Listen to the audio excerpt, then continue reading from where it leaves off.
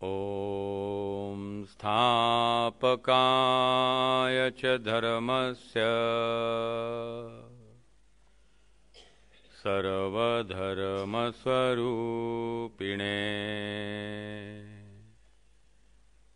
अवतारवरिष्ठाय रामकृष्णाय ते नमः। जननीं शारदां देवी रामकृष्णं जगद्गुरुं पादपद्मे तयो श्रित्वा प्रणमामि मुहुर्मुहुः। नमः श्री यतिराजाय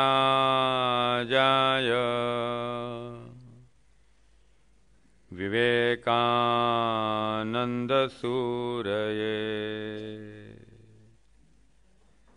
सच्चित्सुखस्वरूपाय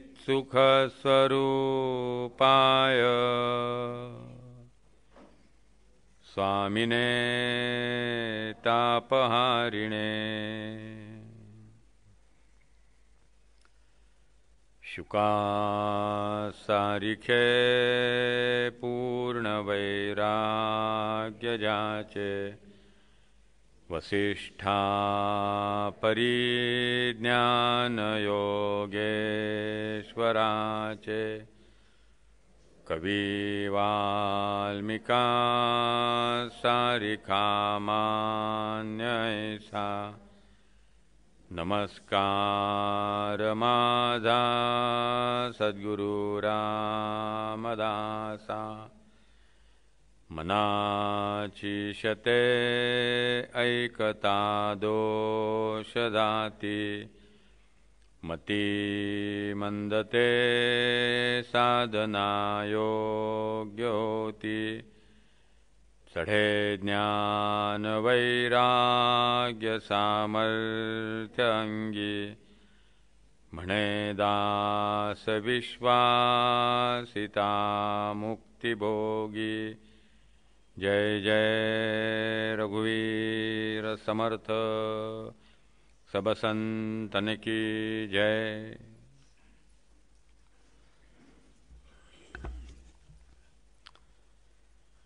नको रे मना क्रोध हा खेदकारी।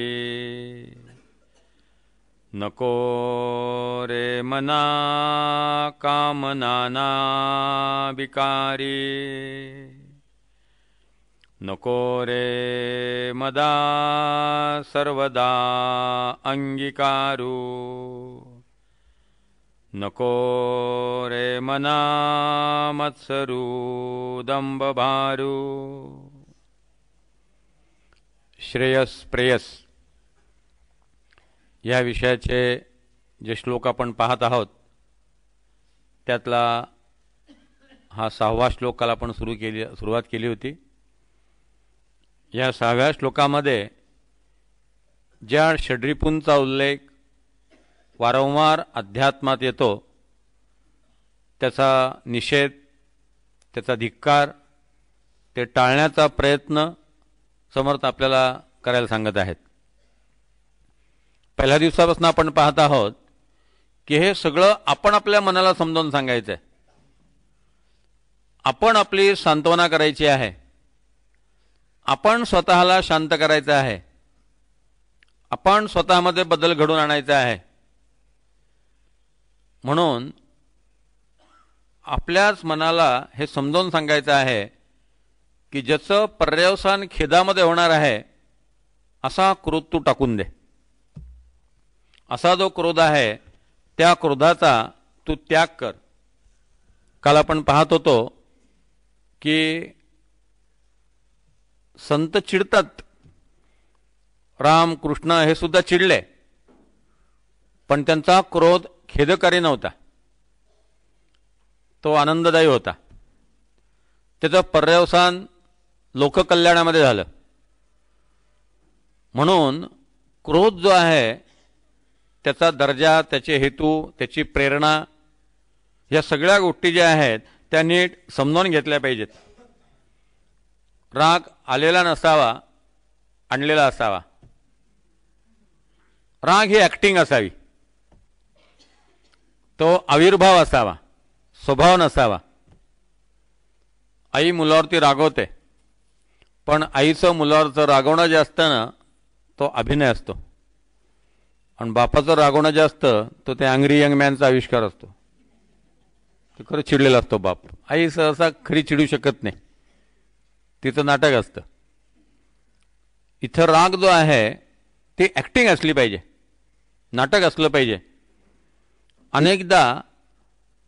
एकदा राग हा स्वभाव झाला की मग रागवायची वेळ झाली म्हणून रागवायचं असतं.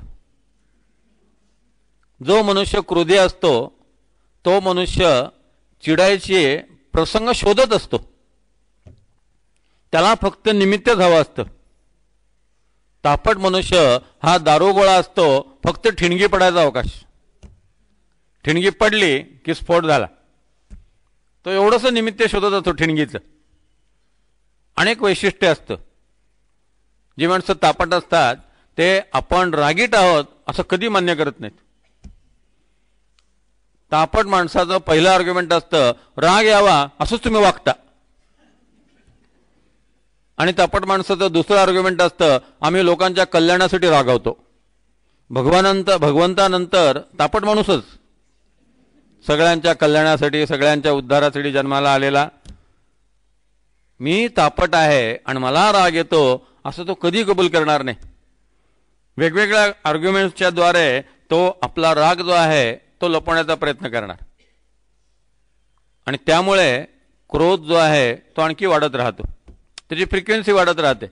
आणि मग ती फ्रिक्वेन्सी एकदा सुरू झाली की दिवसातनं 4-5 वेळा चिडायचं, दिवसातनं 4-5 वेळा प्रसन्न असायचं, दिवसातनं 4-5 वेळा पैशाचा विचार करायचा, दिवसातनं 4-5 वेळा कामाचा विचार करायचा. अशा प्रकारची दिवसातनं 4-5 वेळा कोणाचा तरी द्वेष करायचा, दिवसातनं 4-5 वेळा कशाचा तरी अहंकार करायचा. अशी एक फ्रिक्वेन्सी आपल्या मनाला लावून ठेवली जाते, आणि त्या फ्रिक्वेन्सीनुसार मन तसंच वागत राहतं. ती वेळ झाली की ती गोष्ट मनुष्य करतो. मग गरज आहे म्हणून नव्हे तर सवय आहे म्हणून त्या सगळ्या गोष्टी घडत राहतात, आणि सगळं आयुष्य त्याच्यामध्ये निघून जातं. जसं दारुड्याचं असतं, दारू प्यायची वेळ झाली की तो बरोबर त्या ठिकाणी जाणार. गरज आहे म्हणून नव्हे, आता सवय झालेली आहे, आता व्यसन झालेलं आहे, आता तो पिणारच. तसं चिडायची सवय झालेली आहे, आता चिडणारच. त्या त्या प्रवृत्तींची एक प्रकारची फ्रिक्वेन्सी आपण आपल्या मनाला यंत्रवत लावून देतो, आणि त्या गोष्टी दिवसभर घडत राहतात. सगळा दिवस त्यात निघून जातो. नवीन दिवस सुरू झाला, चाल असं सगळं आयुष्य चाललेलं असतं. बदल केव्हा होणार, सुधारणा केव्हा होणार? आणि म्हणून समर्थ या ठिकाणी क्रोधाचा निषेध करतायत. आणखी एक महत्त्वाचा मुद्दा लक्षात घ्या. तापट मनुष्य कधीही प्रिय असत नाही, क्रोधी मनुष्य कधी लोकप्रिय असत नाही. सगळ्यांना तो अप्रिय असतो. जोपर्यंत तो पैसे मिळवत असतो तोपर्यंत लोक त्याचं ऐकून घेतात. जेव्हा तो वृद्ध होतो तेव्हा मुलं सुद्धा विचारत नाहीत. मुलं जोपर्यंत शिकत असतात तोपर्यंत नाईलाज असतो, वडिलांचा मान राखतात. पण एकदा शिक्षण पूर्ण झालं की अशा तापट वडिलांच्या वाऱ्याला मुलं सुद्धा उभी राहत नाहीत. खूपदा ऐक होऊ शकतं, सुडाचा प्रवास सुरू होतो. मुलं म्हणतात इतकेच तुम्ही आमच्याशी असा वागलात की आता तुम्ही आमच्या ताब्यात आलेले आहात, आता तुम्ही वृद्ध झालेले आहात, आता तुम्ही आजारी आहात. कारण अशा रागानं मज्जासंस्था दुर्बळ होणं, ब्लड प्रेशर वाढणं, हार्टचा त्रास होणं, मॅनेंजिटाइस सारखे दुखणी निर्माण होणं, वेगवेगळे त्रास होऊ शकतात. आणि त्या सगळ्या त्रासामुळे हा मनुष्य विकलांग होतो, आणि शेवटी मुलं सुना ते सुद्धा फिरकत नाही. तापट माणसाच्या वाऱ्याला कोणी उभंच राहत नाही. तापट साहेबाची बदली केव्हा होईल याची सगळे वाट पाहत असतात, आणि बदली झाली की म्हणतात की बॅत गेली, आणि तो निवृत्त झाला कोणीही त्याला विचारत नाही. नंतर कोणालाही त्याचा धाक वाटत नाही. तो ऑफिसमध्ये पुन्हा आला तर शिपाई सुद्धा खुर्चीवरून उठणार नाही, मग कोणी आदर देत नाही. म्हणून या ठिकाणी तापट मनुष्य जो आहे तो कधीही लोकप्रिय होऊ शकत नाही. संघटनात्मक पातळीवरती जर काम करायचं असेल, सार्वजनिक जीवनात जर काम करायचं असेल, तर हा तापटपणा जो आहे तो काहीच उपयोगाचा नाही. संघटनात्मक कामामध्ये क्रोधी मनुष्य नेहमी अपयशी ठरतो. एक साधी ओवी समर्थांची आहे, आपण एकाकी एकला सृष्टीमध्ये भांडत चालीला, बहुतामध्ये एकल्याला यश कैचे. संभाजी महाराज अत्यंत पराक्रमी होते. शूर तर होतेच, चरित्रसंपन्न सुद्धा होते. संभाजी महाराजांची जी प्रतिमा उभी केलेली आहे अशा प्रकारचे ते रंगेल राजपूत अजिबात नव्हते. पण संभाजी महाराजांच्या स्वभावात एक दोष होता, संभाजी महाराज अत्यंत तापट होते, अत्यंत क्रोधी होते. म्हणून समर्थांनी त्यांना पत्रात लिहिलं होतं, समय प्रसंग ओळखावा, राग कदापि नसावा, आला तरी कळून द्यावा जनामध्ये, मागील अपराध क्षमावे, कारभारी हाती धरावे, सुखी करून सोडावे कामाकडे. राग जरी आला तरी तुम्ही रागवलेले आहात हे लोकांना कळू देऊ नका. राग गिळावा लागतो, अपमान शांतपणे सहन करावा लागतो. संभाजी महाराज तापट असल्यामुळे त्यांचे सगळे मेहुणे त्यांच्या विरोधात गेले. एकही मेहुणा त्यांच्या बरोबर नव्हता, सगळे औरंगजेब बरोबर होते. एक एक माणूस त्यांचा फुटला. रागाच्या भरात काय करतील सांगता येत नव्हतं. शिवाजी महाराजांचे अत्यंत निष्ठावान 3 माणसं, बाळाजी आवजी, हिरोजी फर्जंद आणि अनाजी सुरनीस, या तिघांना संभाजी महाराजांनी हत्तीच्या पायाखाली देऊन ठार केलं. त्यातला हिरोजी फर्जंदचे ते शिवाजी महाराजांच्यावरती इतके उपकार होते की आग्र्याला शिवाजी महाराज निसटले, त्या नकली शिवाजी होण्याचं काम या हिरोजी फर्जंदनी केलं होतं. नंतर तोही निसटला, नंतर नकली शिवाजी पण निसटला, आधी असली निसटला, दोघेही सुटले. पण जर नकली सापडला असता तर मारला गेला असता. पण त्या हिरोजी फर्जंदला हत्तीच्या पायाखाली दिलं. बाळाजी आवजीचा उद्ध्वस्त झालेला संसार शिवाजी महाराजांनी उभा केला, त्या बाळाजीला संभाजी महाराजांनी हत्तीच्या पायाखाली दिलं. येसूबाई संभाजीला म्हणाल्या, बाळाजीस मारले हे उचित नाही केले. थोरल्या महाराजांचे त्यावर बहुत मन होते. म्हणजे सुनेला जाणीव होती की आपल्या सासऱ्यांचं प्रेम होतं त्या बाळाजीवरती, पण शिवाजी महाराजांचे असे जिवलग लोक जे होते त्यांना संभाजी महाराजांनी ठार मारलं. आणि म्हणून समर्थांनी पत्रात लिहिलं की राग शांत करा, लोक चुकले असतील, मागील अपराध क्षमावे. मोठ्या माणसाचं वैशिष्ट्य असं आहे की आपल्या हाताखालचे लोक जे असतील ना त्यांना क्षमा केली पाहिजे. अन्याय थोरा अथवा अल्प क्षमा केली पाहिजे. मुलांचे अपराध पोटात घालणं हेच आई वडिलांचं काम आहे. हाताखालच्या माणसांचे अपराध पोटात घालणं हेच वरिष्ठ माणसाचं काम आहे. चुकीची जाणीव द्यावी. पण समर्थाने म्हटलंय, सर्व काळ धारकी धरी तो एक मूर्ख. मूर्ख लक्षणात त्यांनी त्याची गणना केलेली आहे. म्हणून या ठिकाणी क्रोध जो आहे त्या क्रोधाद्वारे दुसऱ्याला त्रास होणार नाही, दुसऱ्याला मानसिक यातना होणार नाहीत, याची काळजी आपण घेतली पाहिजे. पुढे समर्थांनी या क्रोधाबद्दलच म्हटलेलं आहे की हा क्रोध जो आहे तो खेदकारी आहे. याचा अर्थ शेवटी तो त्या माणसालाही त्रास देतो, त्यालाही नाना प्रकारचे विकार निर्माण होतात. क्रोध हा आतून तापट माणसाला जळत असतो आणि बाहेर ज्याच्यावरती तो रागवतो त्यांनाही पोळत असतो. चिडणाराही आतल्या जळत असतो आणि जे भोवतालचे शिकार असतात त्यांनाही त्याच्यात चटके पळत राहतात. म्हणजे त्यातनं चांगलं असं निष्पन्न जे आहे ते काहीच होत नाही. बुद्धदेव तो म्हणत, एखादा माणूस तापट असणं हीच त्याला मोठी शिक्षा आहे. जसं त्या अकबराला एका दारुड्याने शिव्या दिल्या. दारू प्यालेला होता आणि व्यसनामध्ये त्याने खूप शिव्या दिल्या. अकबर रस्त्याने चालला होता, त्यांनी शिवीगाळ केली.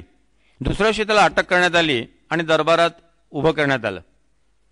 त्यावेळेस उतरलेली होती. त्यामुळे त्याने अकबराची क्षमा मागितली. म्हणजे तू किती मोठा राजा आहेस, तुझ्यासारखा थोर राजा नाही. म्हटल्यावर मग काल तुम्हाला काय शिव्या दिल्या होत्या, जरा जास्त घेतली होती म्हटले. त्यात मी तुम्हाला बोललो. त्या अकबराने सांगितलं याला सोडून द्या, म्हटलं जाऊ द्या.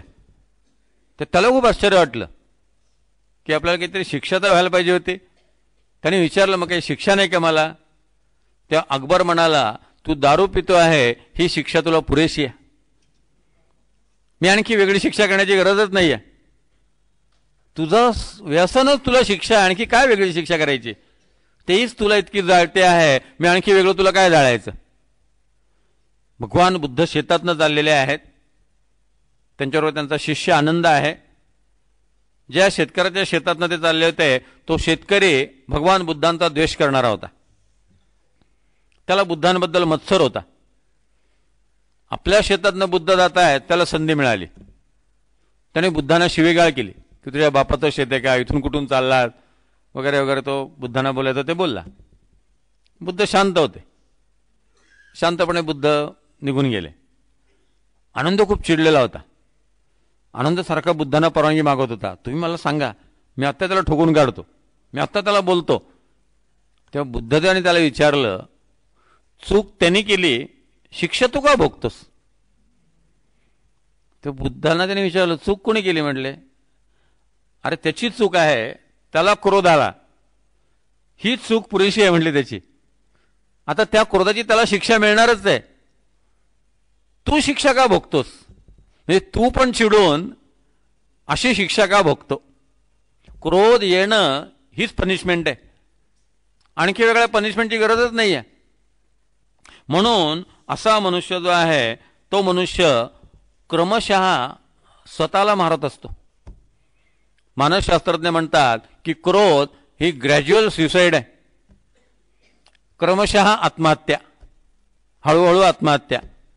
आतल्या आत तो मनुष्य झुरत राहतो, जळत राहतो, चरफडत राहतो आणि त्याच्या रागानं कधीही परिस्थितीत बदल होत नाही. प्रेमाने सांगितलं तर माणसं बदलतात, प्रेमाने सांगितलं तर माणसांमध्ये रूपांतरण होतं. रागाने सांगितलं तर मनुष्य कधीही सुधारत नाही, कधीही बदलत नाही.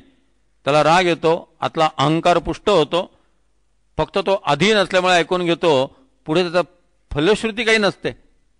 आणि म्हणून नको रे मना क्रोध हा खेदकारी. आणखी एक महत्वाचा मुद्दा लक्षात घ्या की अनेकदा आपण जर परीक्षण केलं, आपल्या रागाचं ॲनालिसिस केलं एकांतामध्ये, मनाच्या श्लोकाची साधना अशी आहे की त्यासाठी रोज 1 तास संध्याकाळी आत्मपरीक्षण करायला पाहिजे. दिवसभरामध्ये मी काय काय केलं, दिवसभरात मी कोणाकोणाशी कसा कसा वागलो, थोडं आपल्या स्वभावाचं विश्लेषण करा. आपल्या लक्षात येईल की आपले जे क्रोधाची कारणं आहेत ती किती क्षुद्र असतात, किती क्षुल्लक कारण असतं. फार महत्त्वाचा मुद्दा नसतो, पण साध्या साध्या गोष्टी आपण प्रेस्टिज इश्यू करतो आणि त्या प्रेस्टिज इश्यूतनं सगळ्या गोष्टी निर्माण होतात. भैयाजी सहस्रबुद्धेंनी त्यांच्या जीवनमूल्य पुस्तकात एक गमतीशीर प्रसंग दिलेला आहे की एका कुटुंबामध्ये आई नोकरीला जायची, वडील नोकरीला जायचे. सकाळी ती धावपळ असायची दोघांची. मुलाला जाताना आई दूध देऊन जायची.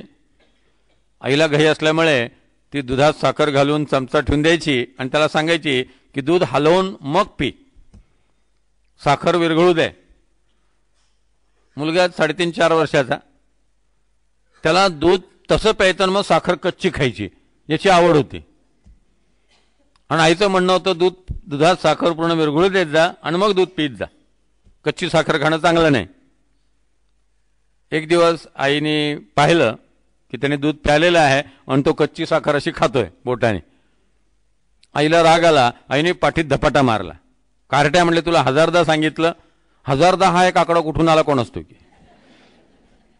1760, 1000, 4 किंवा 5 वेळा सांगितलेलं असतं, पण क्रोध आला ना की 4 फिगरमध्येच बोलायचं असतं, कमी आकडा चालतच नाही.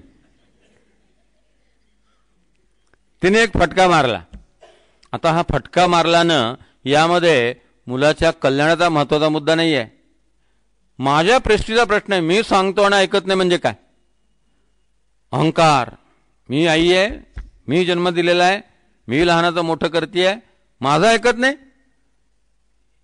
मुलाला वळण लावणं हा भाग फार कमी आहे. इगो फार महत्वाचा आहे. आणि तो इगो हर्ट झाला की पुन्हा तो साखर तशीच खातोय, जोरात फटका मारला. आता तो त्या तापट आईचाच मुलगा, त्याने कब्बशी भिरकावून दिली रागाच्या भरात. आता ती कब्बशी फुटली. त्याच्यानंतर मुलाचे वडील आले आणि त्यांनी आपल्या बायकोला सांगितलं, 1000दा तुला सांगितलं इतकी त्याच्या मागे लागत जाऊ नको, का तू सारखी त्याच्या मागे लागतेस. बायकोने नवऱ्याला दुरुत्तर करायला सुरुवात केली. तेवढ्यात लगेच सासूबाई आल्या, पाहिलंस म्हणून तुला सांगत होते, फार तिला डोक्यावर घेऊ नकोस. तेवढ्यात मुलाचे वडील आले आणि ते आपल्या बायकोला म्हणाले, 1000दा तुला सांगितलं त्यांच्या भांडणात लक्ष घालत जाऊ नको, का तू पुन्हा राखू बसलीस. किती साधा प्रसंग आहे. दूध तसं प्यावं का साखर घालून प्यावं. पण या साध्या प्रसंगावरनं त्या घरामध्ये 144 कलम, संचारबंदी, सुनेच्या खोलीत सासूने द्यायचं नाही, सासूच्या खोलीत सुनेने यायचं नाही, 5 वर एकत्रित माणसाने जमायचं नाही, जमावबंदी. आणि विषय काय, दुधात साखर. आता क्रोधाचा हा प्रसंग जो आहे, कब्बशी फोडण्या इतका महत्वाचा आहे का, इतकं संतापणे इतका महत्वाचा आहे का, किती मामूली गोष्ट आहे. पण साध्या साध्या गोष्टी आपण प्रेस्टिज इश्यू करतो. बऱ्याचदा आईवडिलांचे राग जे असतात ते मुलाच्या हितापेक्षा आपण पोषण करते आहोत, आपलं त्याने ऐकलं पाहिजे, ॲडमिनिस्ट्रेटिव्ह भाग त्यात जास्त असतो, सत्तेचा भाग त्यात जास्त असतो, प्रशासक डोकावत असतो. आणि ज्यावेळेस आपण क्रोध करतो तेव्हा दुसऱ्या माणसाला तुच्छ लेखल्याखेरीज क्रोध करताच येत नाही. नेहमी क्रोधामध्ये ती समोरची व्यक्ती तुच्छ असते आणि म्हणून तो क्रोध आविष्कृत होतो. आणि मुलांचे आम्ही पालन करते आहोत त्यामुळे त्याबद्दल एक तुच्छतेचा भाव असतो, त्यातनं हा क्रोध जो आहे तो डेव्हलप होत राहतो आणि मग पुढे सवय लागते. आणि मग अशा प्रकारचे रिलेशनच डेव्हलप होत गेले की सतत क्रोधाशिवाय डायलॉगच नाही. मग सतत प्रत्येकजण एकमेकाला झापायचं निमित्त शोधत राहतो, प्रत्येकजण उसळण्याचं निमित्त शोधत राहतो, प्रत्येकजण एकमेकावरती हल्ला करण्याचा प्रयत्न करत राहतो आणि प्रत्येकजण एकमेकाच्या चुका शोधत राहतो. सुसंवाद, समन्वय, प्रेम या सगळ्या गोष्टी ज्या आहेत त्या ठिकाणी संपूर्ण नष्ट होत. म्हणून या ठिकाणी मानसिक असंतुलन जे आहे ते क्रोधात निर्माण होतं. क्रोधाने विचारशक्तीच नष्ट होते. आपण काय बोलत आहोत, कोणाला बोलत आहोत, काय करत आहोत, या सगळ्या गोष्टी ज्या आहेत त्या क्रोधाच्या भरामध्ये माणसाला काही सुचत नाही. म्हणून रागाच्या भरात जे बोललेलं असतं ते फार मनावर घेऊ नका असं नंतर आपल्याला सांगितलं जातं. म्हणून क्रोध जो आहे तो नियंत्रित असावा. राम संतापले पण रामांचा क्रोध नियंत्रित होता. जेव्हा रावणाचा वध झाला त्या बिभीषण म्हणाला की मी माझ्या भावाचा अग्निसंस्कार करणार नाही, कारण रावणाचा अग्निसंस्कार करायला माणूसच जिवंत नव्हता. सगळी मुलं मेलेली, सगळे भाऊ मेलेले, एकच भाऊ जिवंत राहिला, पक्षांतर केलं म्हणून बिभीषण, तो फक्त जिवंत राहिला. आणि बिभीषण म्हटला मी माझा भाऊ दुष्ट आहे, त्याचा अग्निसंस्कार करणार नाही. तेव्हा रावणावरती संतापलेल्या रामचंद्रांनी बिभीषणाला सांगितलं माझा थोरला भाऊ मरण पावलेला आहे असं गृहीत धरून तू रावणाचा अग्निसंस्कार कर. मरणांतानी वैराणी निवृत्तम न प्रयोजनम. तो मरण पावला, आता वैर संपलं, आता त्याचा द्वेष करू नकोस, आता वैर करू नकोस. अशा पद्धतीनं रामचंद्रांनी आपल्या क्रोधावरती लगेच अंकुश मिळवला. कृष्णाने कंसाला मारलं, त्या कृष्णाचं अंतःकरण द्वेषाने भरलेलं नव्हतं. किती प्रसन्न आणि हसतमुख चेहरा कृष्णाचा होता. विहित कर्म होतं, एखाद्या डॉक्टरने ऑपरेशन करावं आणि पाय कापावा तसं त्याने कंसाचं मान कापली, संपलं. ऑपरेशन करणं आवश्यक होतं. परित्राणाय साधूनाम विनाशायाच्या दुष्कृता. आत द्वेष मत्सर हा भाग नव्हता. म्हणून क्रोधाचा आविष्कार जो आहे तो संयत असावा. म्हणून खरा पुरुषार्थ जो आहे तो क्रोधामध्ये नाहीये, खरा पुरुषार्थ हा संयमामध्ये. गाडीचा ॲक्सिलेटर जास्त महत्त्वाचा नसतो, ब्रेक जास्त महत्त्वाचा असतो. गाडी थांबवता आली पाहिजे आणि म्हणून ब्रेक तपासला जातो. या ठिकाणी संयमित मनोवृत्ती ही ब्रेकसारखी आहे. क्रोधाच्या बाबतीत आणखी एक सर्वात मोठा धोका आहे. क्रोध हा खेदकारी असं समर्थाने म्हटलेलं आहे. जेव्हा क्रोध सामुदायिक असतो, संघटित क्रोध असतो, सार्वजनिक क्रोध असतो, तेव्हा तो महाभयंकर स्वरूप धारण करतो. गडबड अशी आहे की एकटा मनुष्य जर चिडला तर तो तापट म्हणून त्याची निंदा केली जाते, त्याची उपेक्षा आणि उपहास केला जातो. पण सगळा समाज चिडला की त्याला देशभक्ती हे नाव मिळतं, त्याला राष्ट्रभक्ती हे नाव मिळतं.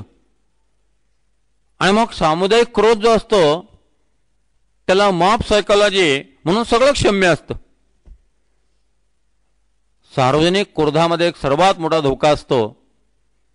निरपराध सामान्य माणसाचं जीवन जे आहे ते वेठीला धरलं जातं. कानपूरमधला डॉक्टर आंबेडकरांचा पुतळा, त्याची विटंबना करणारा मनुष्य बौद्ध समाजातला. त्यांनी काय विटंबना केली तर दारू प्याला होता म्हणून त्यात त्यांनी विटंबना केली. ती विटंबना करणारे 3-4 लोक बौद्ध समाजातच होते हे 4 दिवसांनी कळलं. पण त्या 4 दिवसामध्ये ज्या पुण्या मुंबईचा कानपूरशी तसा काही संबंध नाही, त्या पुण्या मुंबईतली उच्चवर्णीयांची दुकानं, उच्चवर्णीयांची घरं, दगडफेक, जाळपोळ, मुंबईत बसेस जाळल्या गेल्या, पुण्यात बसेसवरती दगडफेक झाली. आणि या सगळ्याला काय म्हटलं जातं? निष्ठा. आमच्या आराध्य देवतावरली निष्ठा. कुठेतरी गणपतीवरती कोणीतरी मनुष्य चिखल फेकतो, विष्ठा फेकतो. कुठेतरी माथेफिरी मनुष्य शिवाजी महाराजांच्या पुतळ्याच्या गळ्यामध्ये चपलांचा हार घालतो.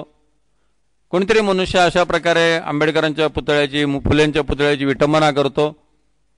आणि या सगळ्याचा परिणाम सार्वजनिक क्रोधामध्ये होतो. त्याला देशभक्ती म्हटलं जातं. आणि मग ज्या लोक अटक केले गेलेले आहेत त्यांची सुटका व्हावी म्हणून राजकीय पुढाऱ्यांचे फोन सुरू होतात. सोडून द्या, त्यांना सोडून द्या. संजय दत्तच्या सुटकेसाठी किती पुढाऱ्यांचे फोन, न्यायमूर्ती कोदेनवरती आणि त्या निकमवरती किती लोकांचं दडपण. आज या आमदाराचा फोन, उद्या त्या खासदाराचा फोन. सोडून द्या, सोडून द्या. सार्वजनिक क्रोध जो असतो त्याला देशभक्तीचं स्वरूप येऊन जातं.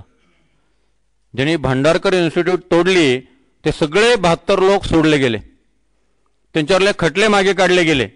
का? त्यांची भावना समजून घ्या. त्यांनी ते देशभक्तीपुटी केलं. त्या 72तल्या 60 लोकांनी पोलीस चौकशीत सांगितलं की जेम्स लेन कोण आहे आम्हाला माहिती नाही आणि त्यांनी कोणतं पुस्तक लिहिलं तेही आम्हाला माहिती नाही.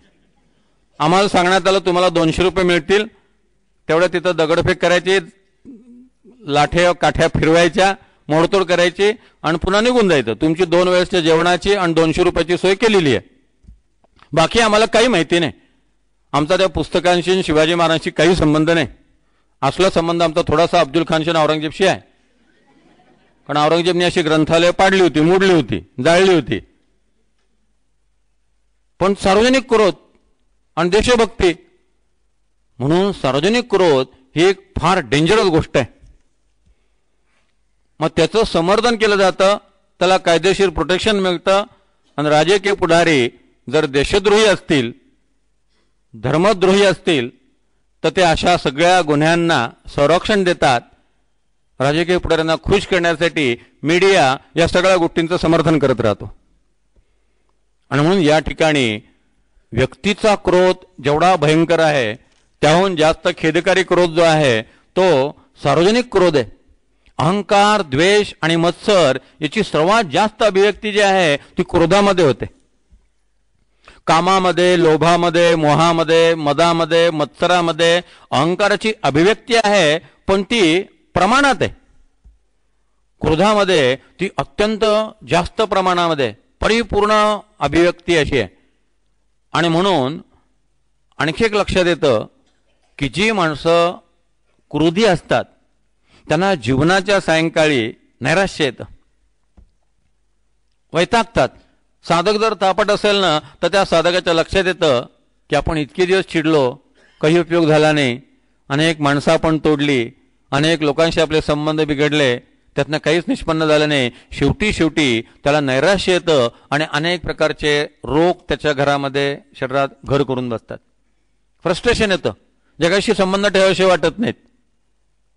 वेगवेगळ्या प्रकारे त्याच्या जीवनामध्ये वैफल्य येऊन जातं. म्हणजे या सगळ्यातनं शेवटी काहीही निर्माण होत नाही. आणि म्हणून समर्थाने म्हटलेलं आहे, नको रे मना क्रोधा खेदकारी. त्याच्यावरती काही साधे उपाय आहेत. उदाहरणार्थ, एखादा मनुष्य रागवत असेल ना, त्याचा चेहरा बघा आणि त्यावरनं रागवताना आपण कशी दिसत असू ते लक्षात घ्या. खरोखर किती सुंदर चेहरा आपल्याला परमेश्वराने दिलेला आहे, किती सोजवळ सात्विक रूप आपल्याला दिलेलं आहे. कशी माणसं रागवलेली बोलत असतात. फोटो काढून घ्या एकदा आणि त्यांना दाखवा तुमचा फोटो. अल्बममध्ये ठेवायचा का घरात लावून ठेवायचा मोठा? वडिलांना विचारा चिडले असतानाचा फोटो, आईला विचारा भांडत असतानाचा फोटो लावायचा का घरात? इतके विचित्र चेहरे होऊन जातात, बघण्यासारखे नसतात. मग परमेश्वराने आपल्याला दिलेला इतका सुंदर चेहरा रागाच्या भरामध्ये असा विक्षिप्त का करायचा, विकृत का करायचा? म्हणून रागावताना आपण कसे दिसतो? अब्राहम लिंकनची एक पद्धत होती. अब्राहम लिंकन दिसायला चांगला नव्हता. त्यांनी व्याख्यानाचा अभ्यास केला.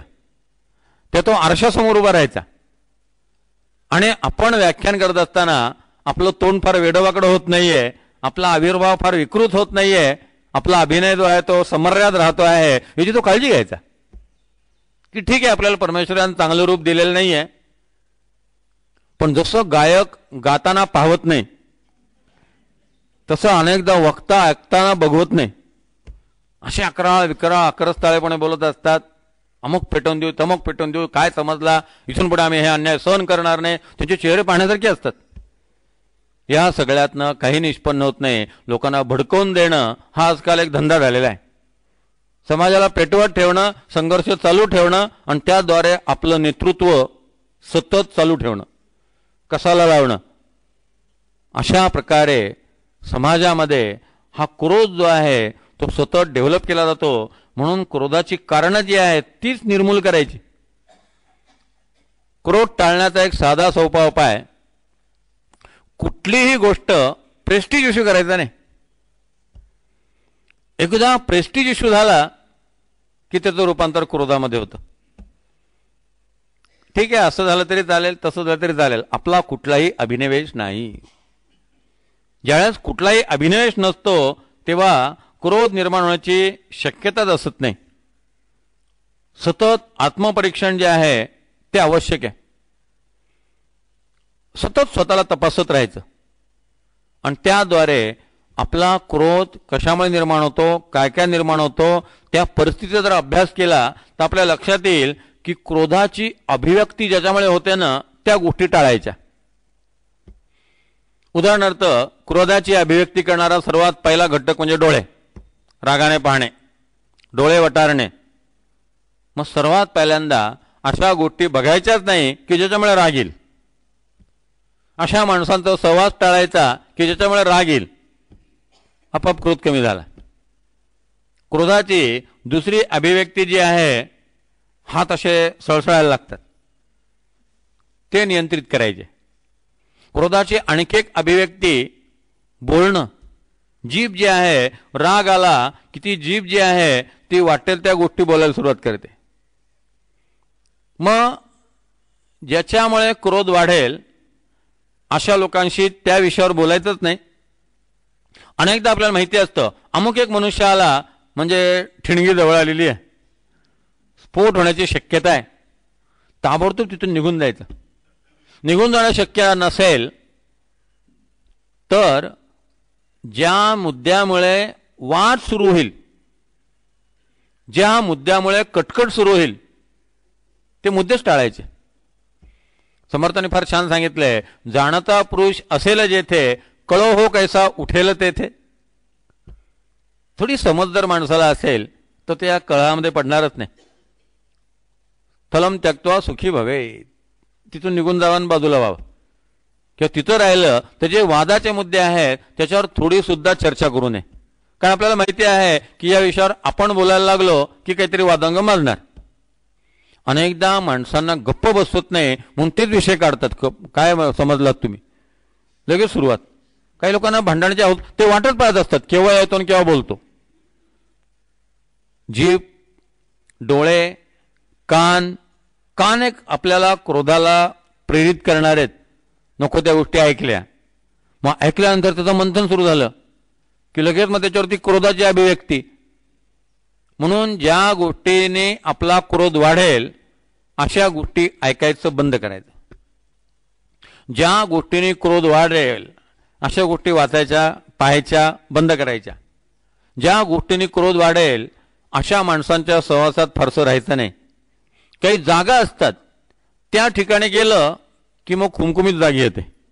आपल्याला माहिती असतं तिथे गेलं की आपलं भांडण होणार. आपल्याला जर माहिती असेल ना तिथं जायचं आपण टाळलं पाहिजे, अजिबात जायचं नाही.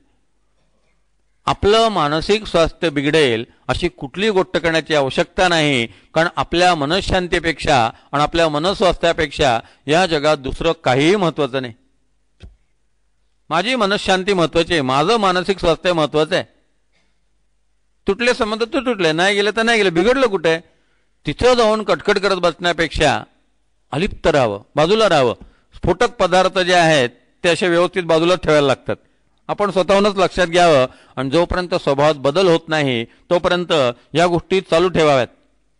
क्रोधाचे जे विषय आहेत ना त्यांचं प्रेमात रूपांतर करणं, क्रोधाचे जे विषय आहेत त्याचं व्यंग्यचित्रामध्ये रूपांतरण करणं, की ठीक आहे असं आपल्या वाट्याला आलेलं आहे, गंमत म्हणून सोडून द्यायचं, ॲक्सेप्ट करायचं, आनंदाने ॲक्सेप्ट करायचं, हसत हसत ॲक्सेप्ट करायचं. या सगळ्या गोष्टी ज्या आहेत त्या क्रोध शांत करणाऱ्या आहेत.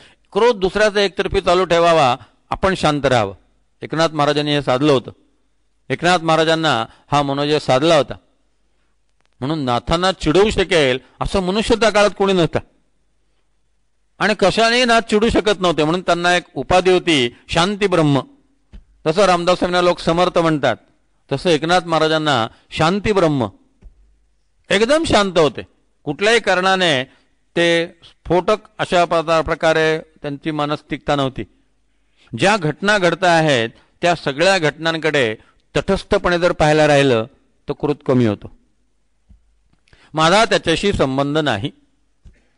प्रत्येक गोष्टीत आपण काय करतो, स्वतःचा संबंध जोडतो आणि मला लक्ष घातलं पाहिजे, मला बघितलं पाहिजे, मला तर हे दुरुस्त केलं पाहिजे. काही तुमच्यावर परमेश्वराने फार जबाबदारी सोपवलेली नाहीये. आपल्या ज्युरिसडिक्शन आपण ओळखल्या पाहिजेत आणि जे आपल्या कक्षेबाहेरचे विषय आहेत सोडून दिले पाहिजेत. म्हणजे या सगळ्या गोष्टींनी आपला क्रोध जो आहे तो क्रोध कमी होईल. संथ श्वास हे क्रोधावरलं योगातलं औषध आहे. संतपणे श्वास घ्यायचा आणि संतपणे श्वास बाहेर सोडायचा. जपानी भाषेत म्हटलेलं आहे, राग आला की 1 ते 10 आकडे मोजा, तेवढ्यात नाही थांबलं तर मग 1 ते 100 मोजत राहा, म्हणजे क्रोध कमी होईल.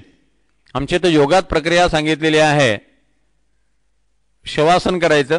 समजा राग आला असेल तर आडवं व्हायचं, शांत शवासनाच्या मुद्रेत पडायचं, संतपणे श्वास आत घ्यायचा आणि संतपणे श्वास बाहेर सोडायचा. राग येण्यासाठी श्वास फार भरभर घ्यावा लागतो. तुम्ही कुठलाही तापट मनुष्य बघा, तुम्ही संत श्वासामध्ये रागवून दाखवा. जर तुम्ही संत श्वासात रागावलात ना तर तो क्रोध ही तुमची ऍक्टिंग असेल. रागानंतर श्वास वाढला की समजा खरा राग आहे. रागाने बोलतो आहे पण श्वास अजून चढलेला नाही, श्वास आहे तसाच आहे की समजा अभिनय. म्हणून श्वास जर संत केला तर संत श्वासामुळे आपोआप आपला क्रोध नाहीसा होतो. कारण क्रोधासाठी श्वास फार लोहाराच्या भात्यासारखा किंवा कपालभातीसारखा किंवा भस्त्रिकेसारखा जरा स्पिडीली होण्याची आवश्यकता आहे. संत श्वास जर असेल तर तुम्ही रागवू शकणार नाही, क्रोध करू शकणार नाही. विवेकानंदांनी राजयोगात आणखी एक उपाय सांगितलेला आहे. जर आपला स्वभाव रागीट असेल तर स्वामीजी म्हणतात बहिर्कुंभक करा म्हणजे राग कमी होईल. दोन कुंभक आहेत प्राणायामामध्ये. एक अंतरकुंभक आहे, श्वास आत घ्यायचा आणि कोंडून ठेवायचा, आणि दुसरा बहिर्कुंभक आहे, श्वास पूर्णपणे बाहेर सोडायचा आणि थांबायचं, नवीन श्वास आत घ्यायचा नाही, त्याला म्हणतात बहिर्कुंभक. अंतरकुंभकामध्ये थोडी रिस्क आहे, बहिर्कुंभकात रिस्क काही नाही आहे. बहिर्कुंभक कोणीही कोणाच्याही मार्गदर्शनाशिवाय आत्ता करू शकतो. अंतरकुंभक जर करायचं असेल तर व्यवस्थित मार्गदर्शन असलं पाहिजे.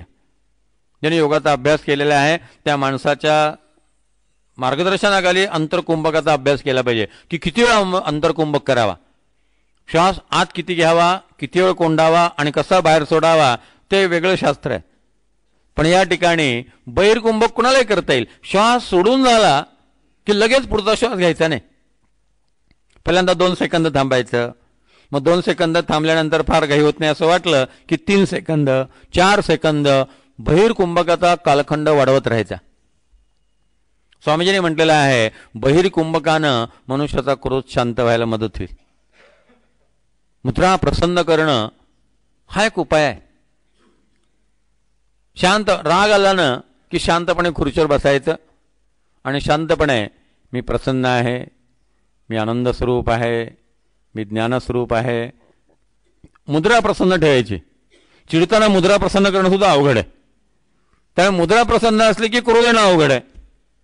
म्हणून संत श्वास, प्रसन्न मुद्रा या सगळ्या गोष्टी ज्या आहेत त्या क्रोध कमी करणाऱ्या आहेत. पुढे समर्थाने म्हटलेलं आहे नको रे मना काम नाना विकारी. वेगवेगळ्या प्रकारच्या इच्छा माणसाला असतात. एखादी गोष्ट हवीशी वाटणं त्याला इच्छा असं म्हणतात. आता ज्या गोष्टी हव्याशा वाटतात त्याचे काही आपल्याला भाग पाडायला लागतील. काही गोष्टी खरंच प्राथमिक गरज म्हणून आहेत की माणसाला कपडे असले पाहिजेत, राहायला घर असलं पाहिजे, 2 वेळेस जेवण असलं पाहिजे, 2दा चहा असला पाहिजे. मिनिमम रिक्वायरमेंट ज्याला आपण म्हणतो, या मिनिमम रिक्वायर्सला काम म्हणत नाही.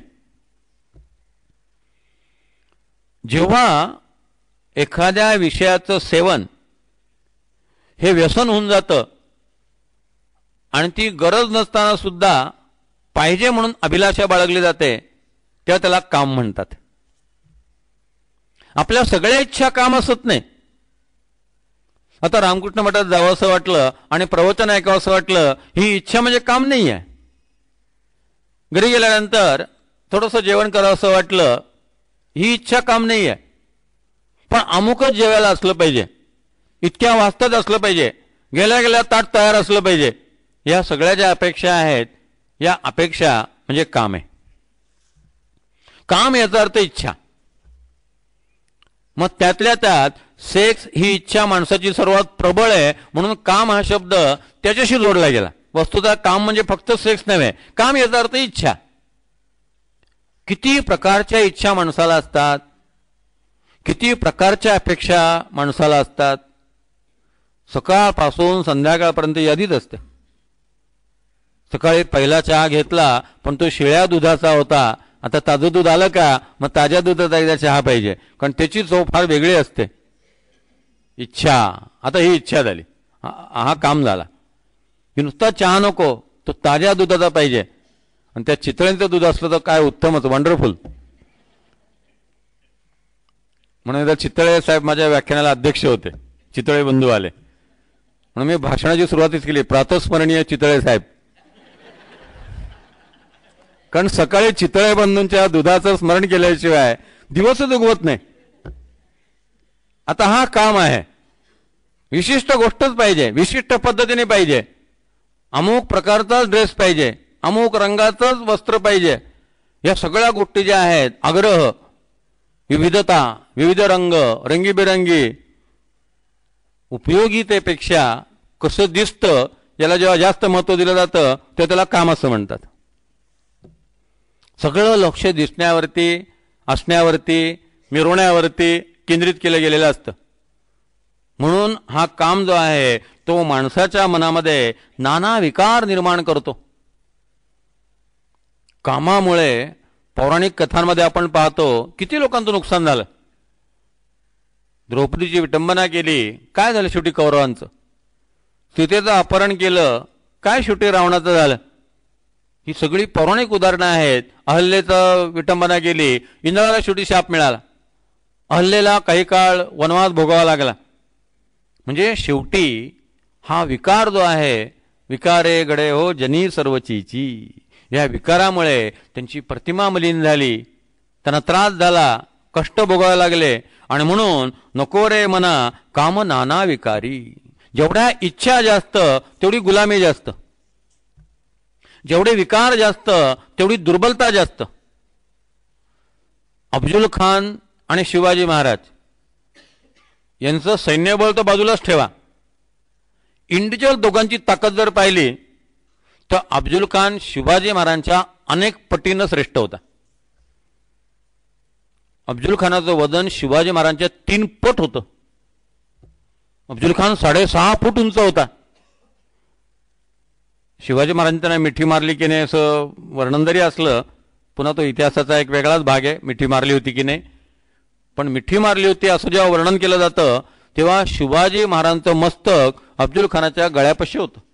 इतके बुटके होते शिवाजी महाराज. खाणं पिणं म्हणाल तर शिवाजी महाराज एकभुक्त होते. महाराज रात्री जेवत नव्हते. महाराज रात्री दूध आणि फळ घेऊन झोपत होते, दुपारी फक्त जेवायचे. अफजल खान किती वेळा खात होता आणि काय काय खात होता ते न बोललेलं बरं. आणि असं असताना दोघं समोरासमोर येतात आणि एका क्षणात शिवाजी महाराज अफजल खानाला ठार मारतात. ही शक्ती संयमाची शक्ती आहे. काही झालं तरी अफजल खान विकारी होता. 62 विवाह झाले होते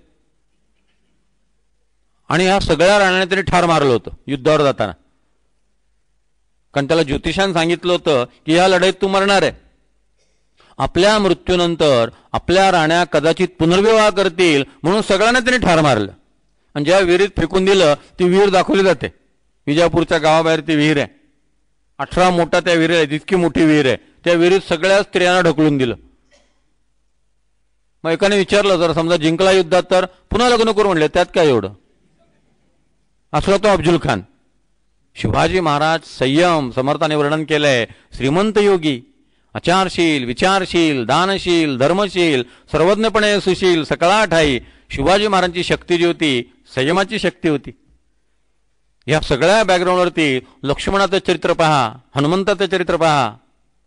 नाहम जानामी केयुरे, नाहम जानामी कुंडुले, नुपुरे ते बी जानामी नित्यपादाभिवंदनम. काय कॅरेक्टर आहे लक्ष्मणाचं, काय कॅरेक्टर आहे हनुमंताचं. त्यांनी जे पराक्रम केला, हनुमंत महाबळी रावणाची दाढी जाळी, हनुमंता समर्थाने वर्णन केलेलं आहे. का हनुमंत असा पराक्रम करू शकला?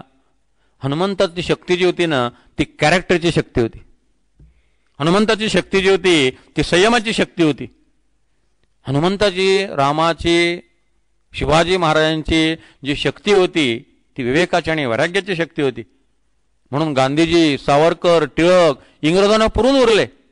इंग्रज घाबरायचे, त्यांना धाक होता इंग्रजांना टिळकांच्या अग्रलेखाचा, सावरकरांच्या भाषणाचा.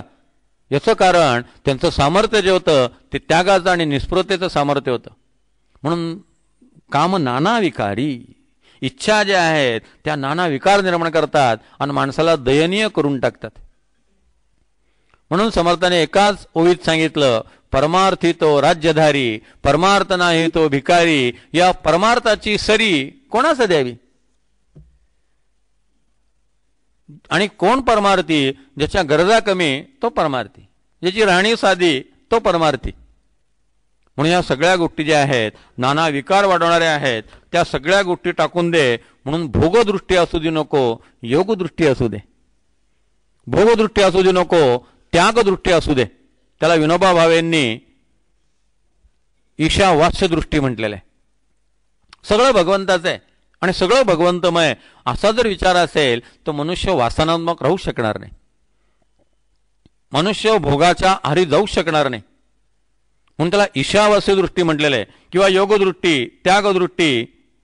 याचा अर्थ माणसाने विषय सेवन करू नये आणि भोग भोगू नये अशातला भाग नाही आहे. माझा जो विषय शास्त्राला संमत आहे आणि तो सेवन करत असताना मी इतरांना त्रास देत नाही आहे.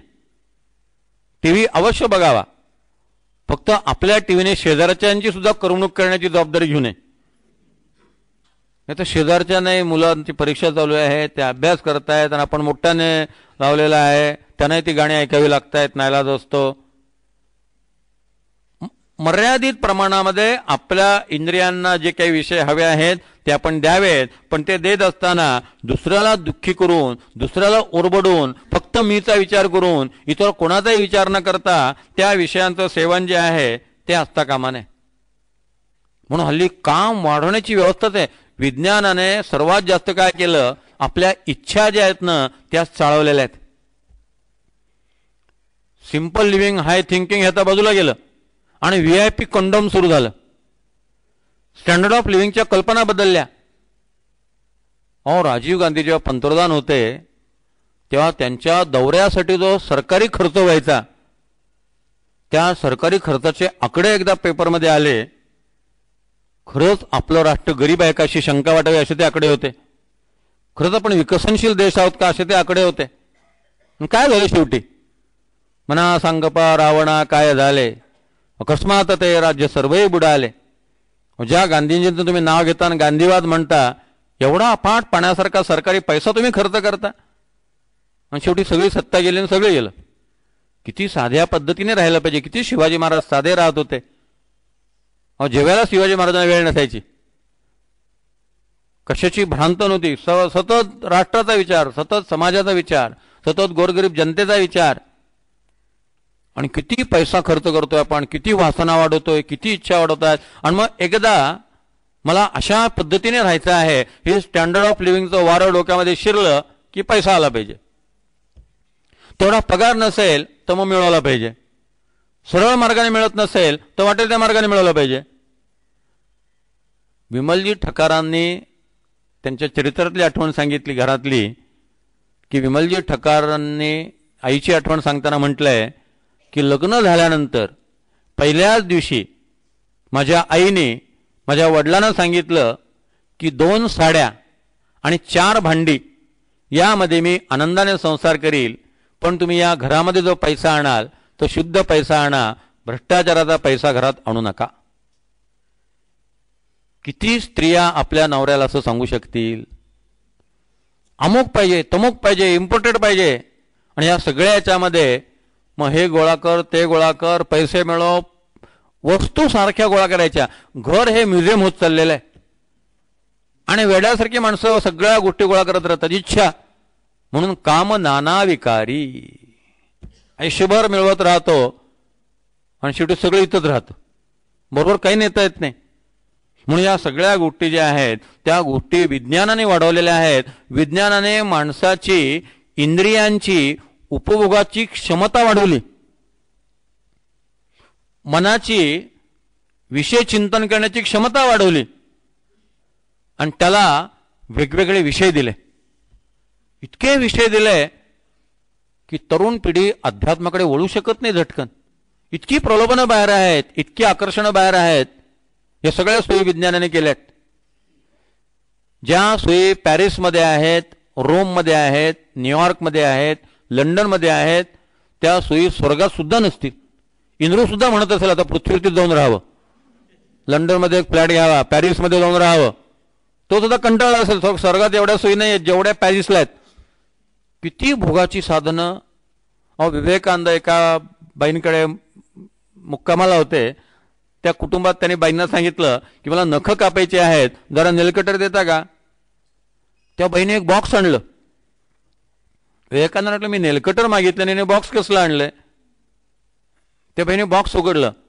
त्यात नेल कटरचे 30-35 सेट होते आणि त्यांनी सांगितलं 1 सेंटीमीटर नख असेल तर हे वापरावं, अर्ध सेंटीमीटर असेल तर हे वापरावं, अंगठ्याचं नख असेल तर हे नेल कटर वापरावं, उजव्या पायाचा अंगठा असेल तर याने कापावं. विवेकानंद पाहतच राहिले. नखो कापण्यासाठी इतक्या प्रकारचे नेल कटर्स.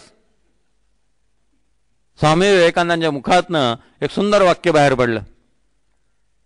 स्वामीजी म्हणाले, नख कापण्याची साधी गरज, त्यासाठी किती विज्ञान राबवावं हे भारताला इंग्लंडकडनं शिकावं लागेल. अन्न, वस्त्र आणि निवारा या प्राथमिक गरजा त्या किती साध्या पद्धतीने भागवाव्यात हे इंग्लंडला भारताकडनं शिकवावं लागेल. कसे आमचे ऋषी राहत होते, करतलू भिक्षा तरतलू वास, हातात भिक्षा आणि झाडाखाली निवास. म्हणून भाग्यवंताची व्याख्या काय केली शंकराचार्यांनी, कौपीनवंतः खलु भाग्यवंतः. जितक्या गरजा कमी तितका तो भाग्यवान, जितक्या गरजा जास्त तितका तो दुर्दैवी. कारण जेवढ्या गरजा जास्त होतील तेवढा तो अधीन होईल, कोणावर तरी अवलंबून राहील. समर्थन झालं अतिविषयी सर्वदा दैन्यवाणा म्हणून एक संन्यासी होता. त्या संन्याशाने आपला आश्रम सुद्धा डिस्पोज करायचं ठरवलं, डिस्पोज ऑफ करायचा आणि निघून जायचं, देहत्याग करायचा ठरवला होता. हिमालयात तो निघून जाणार होता. मग त्यांनी घोषणा केली की माझ्या आश्रमातल्या सगळ्या वस्तू, माझ्या आश्रमातली सगळी संपदा मी गोरगरिबांना वाटून देणार आहे. जो सर्वात गरीब असेल त्याला सर्वात जास्त मिळेल, जो सर्वात कमी गरीब असेल त्याला सर्वात कमी मिळेल. मी पाहिन दारिद्र्य रेषेखालचे जे लोक आहेत त्यांना जास्त दान करीन. त्यांनी घोषणा केल्यानंतर प्रचंड गर्दी. त्या देशाचा राजा हत्तीवरनं चालला होता. राजाने विचारलं गर्दी कसली आहे. नाही म्हटले, तो संन्यासी म्हटले मठ सोडून जाणार आहे, हिमालयात जाणार आहे, सगळं वाटून टाकणार आहे आणि गरीब लोक आलेत. राजा म्हटलं आपल्या देशात एवढे गरीब लोक आहेत. हो म्हटलं, तर तुम्ही हत्तीवरने फिराल्यानंतर मंत्र्यांचे जर एवढे खर्च असतील दौऱ्याचे आणि महापौरांसाठी जर एवढ्या गाड्या लागणार असतील आणि महानगरपालिकेचं बजेट जर अशा प्रकारचं असेल आणि इतकं सँक्शन झालं असेल सगळ्या सदस्यांसाठी, तर आपल्या देशात दारिद्र्य असणार नाही तर दुसरं काय असणार. तेव्हा तो राजा आश्चर्यचकित झाला. म्हणाले मला तो सगळा प्रकार बघायचा आहे म्हटले. मग थोडंसं लोकांना बाजूला करण्यात आलं आणि राजा तिथं आला. या संन्याशाने वाटप सुरू करायचं ठरवलं होतं. मग एक नोटांचं पुडकं होतं.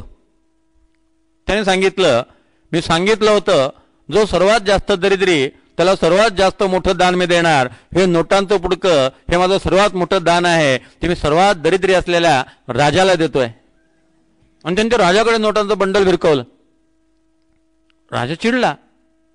राजा म्हटलं कोणाला तू दरिद्री समजतोस, काय वाटलं तुला. त्या संन्याशाने सांगितलं जेवढ्या इच्छा जास्त तेवढं दारिद्र्य जास्त म्हटले. तू सर्वात जास्त इच्छांनी भरलेला आहे. सगळी माणसं पायी चालतात, तुला हत्ती लागतो, त्याशिवाय तू चालू शकत नाही. तुझ्या भोवताली सरंजाम लागतो, माणसं एकटी चालू शकतात, तुला सरंजाम लागतो. तुला विशिष्ट प्रकारचा महाल लागतो, विशिष्ट प्रकारच्या तुझ्या जेवणाच्या अटी असतात, विशिष्ट प्रकारचं तुझं सगळं राहणीमान आहे. जेवढ्या गरजा जास्त तेवढं दारिद्र्य जास्त. तू सर्वात दरिद्री आहे म्हणून तुला सर्वात जास्त दिलं म्हटले जा. पण त्या संन्याशाला राजा काही करू शकला नाही. कारण परमार्थी तो राज्यधारी, परमार्थ नाही तो भिकारी, या परमार्थाची सरी कोणास द्यावी. म्हणून नको रे मना काम नाना विकारी, नको रे मदा सर्वदा अंगीकारू, नको रे मना मत्सरू दंभ भारू. त्या बाकीच्यांचा विचार उद्या संध्याकाळी 6:15 वाजता. सगळ्यांच्या हृदयस्थ परमेश्वराला मनपूर्वक प्रणाम. जय जय रघुवीर समर्थ.